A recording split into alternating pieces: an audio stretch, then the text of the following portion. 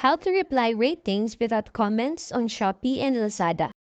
Bago simulan ang proseso, gumawa muna ng mga pre-written response para maging mabilis at consistent ang pagsagot sa mga ratings. Dito, makikita natin ang mga pre-written response para sa iba't ibang ratings at comment.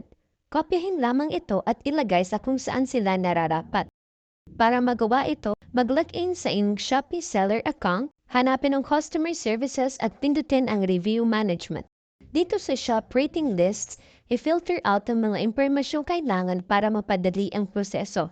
Sa status, piliin ang To Reply at sa Review Star naman ay piliin ang 5 star.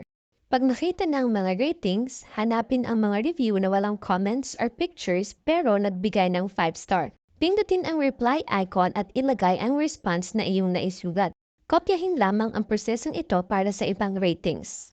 Ang susunod naman ay piliin ang mga ratings na nagbigay ng 4 stars. Kopyahin ang pre-written response, pindutin ang reply at i-paste ang text. Gayahin lang din ang prosesong ito para sa ibang ratings na nagbigay ng 3, 2 at 1 star. Pagkatapos ay pumunta sa Lazada Seller Center, hanapin ang orders at pindutin ang reviews. I-filter out ulit ang mga detalye na kailangan. Piliin ang No Reply at 5 star. Dito sa Lazada, kung ang rating ay may kasamang main review pero good lamang ang comment, piliin pa rin ang pre-written response na para sa mga 5-star rating na walang comment or pictures.